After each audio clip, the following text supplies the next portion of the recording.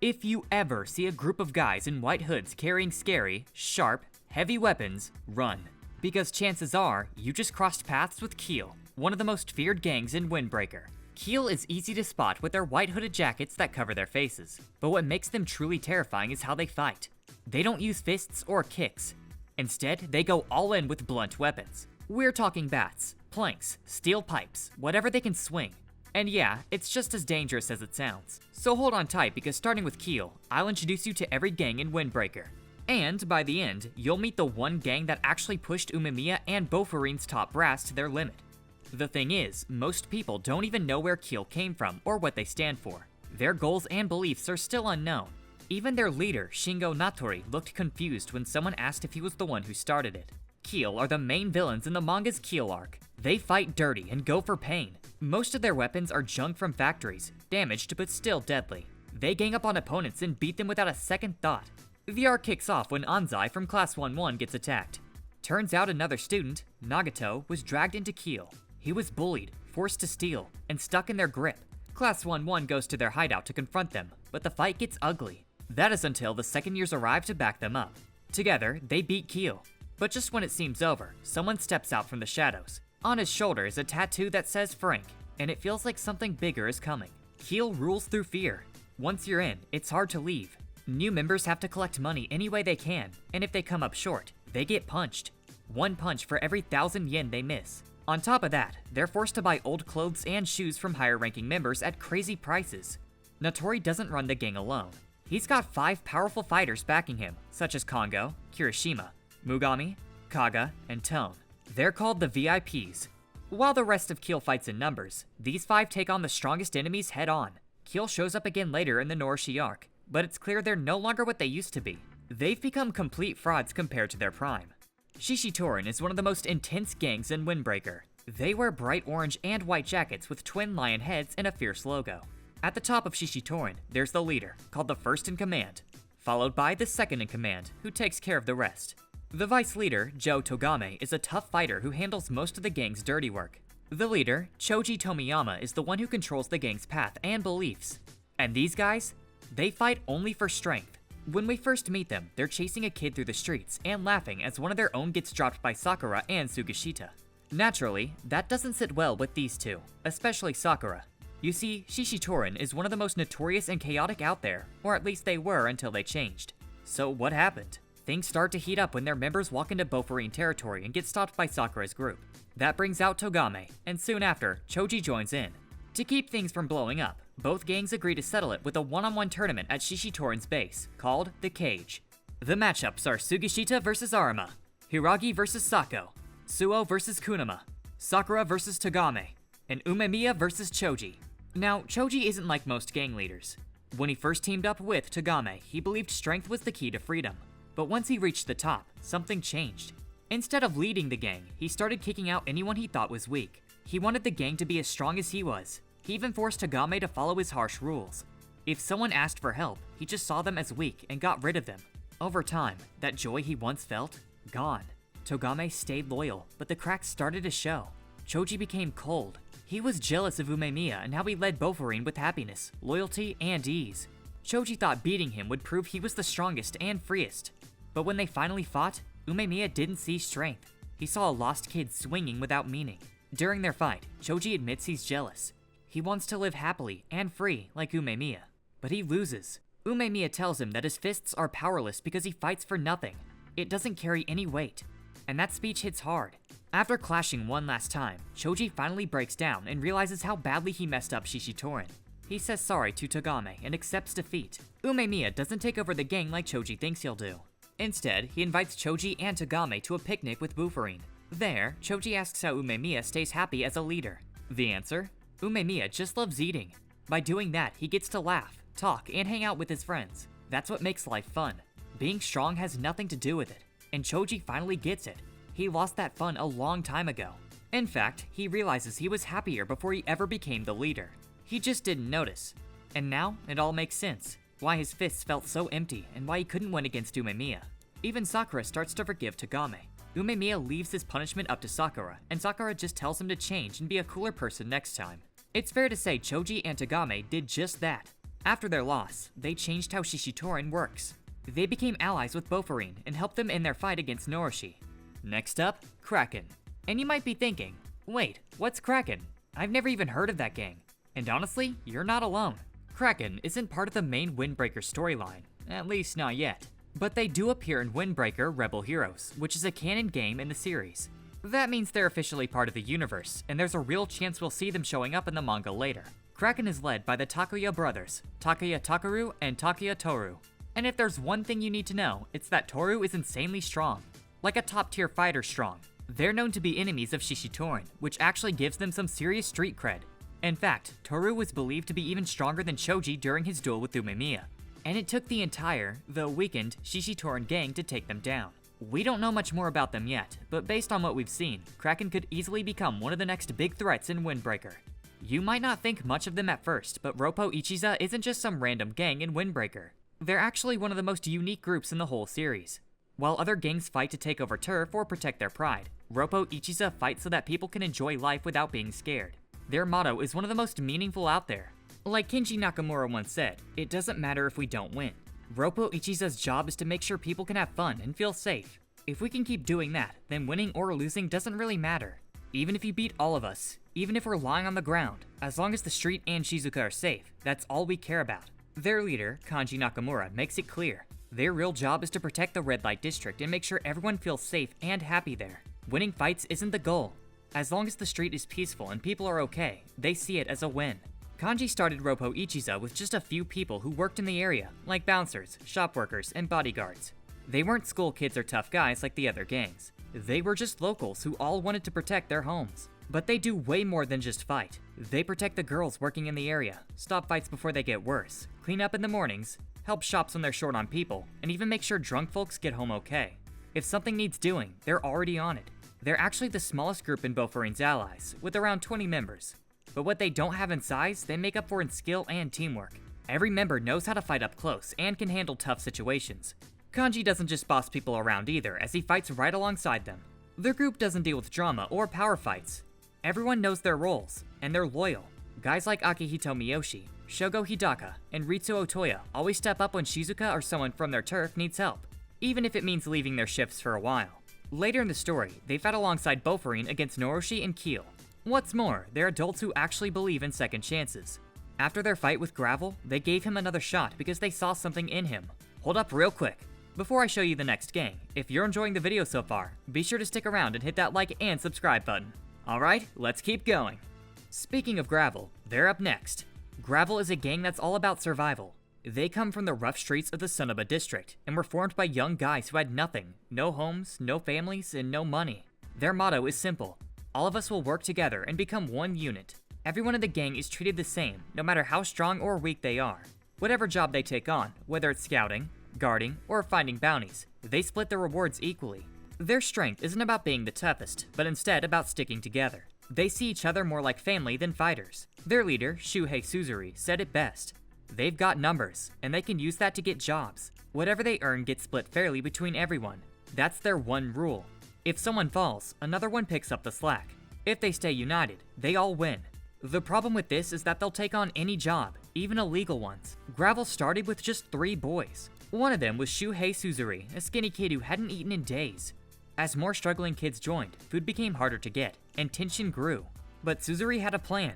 He believed that if they trusted each other and stuck together, they could survive and maybe even do better than that. They didn't have cool uniforms like the other gangs, but most of them wore light-colored cloth around their arms, necks, or heads so they could recognize each other. And when it came to fighting, they used their numbers advantage to take down stronger opponents. Honestly, it worked really well. At the center of it all is Suzuri. And man, his guys would do anything for him. If he goes down in a fight, they drop everything and rush to protect him, even though they were ignoring their teammates getting beat up just a second earlier.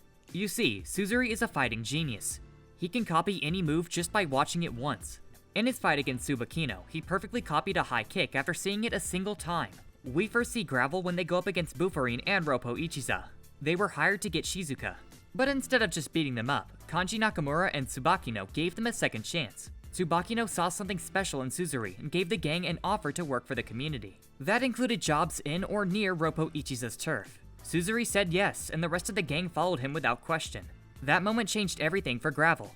they stopped being hired fighters and started living better lives with real jobs. Just like the others I've talked about, Gravel later teams up with Bofurin and Robo Ichiza to fight back when Noroshi and Keel invade Makochi. Zinc is a gang you might have forgotten about, and honestly, that makes sense. They barely show up in Windbreaker and are only really mentioned in flashbacks during the Bufferine and Shishitoren fight. What we do know is that they used to be Shishitoren's rivals. Right after Choji became Shishitoren's leader, he and Togame went straight for Zinc and crushed them. Later, when Choji made it to the top, he realized it wasn't fun anymore and that there was no freedom. So he decided to turn the team into a group made up of people who were just as strong as him. That's when a Shishitoren member shows up with another injured member and tells Choji that Zinc took one of their guys down. But this kind of thing wasn't new for them. Instead of going after Zinc, Choji walks up to the injured guy and kicks him hard enough to send him flying. This is the moment where he says that weak people don't belong in Shishitoren. It's also when Togame decides to take on the role of the bad guy so Choji can keep smiling around everyone. Even though Zinc got destroyed, the fact that Shishitoren felt the need to deal with them shows they weren't just some weak gang. Maybe at one point, Zinc actually had some power in their district before they got taken out. Spaltips is actually the first gang we meet in Windbreaker besides Bofurin. In the first chapter of the manga and the first episode of the anime, they're the guys who try to hit on Kotoha. Sakura sees it happening right there in the street, so he hits on them too, literally on their faces. After getting beat up by Sakura all by himself, Spaltips goes on a rampage in Makochi. They start smashing things, breaking signs, and causing so much chaos that regular people have to hide inside their homes just to stay safe.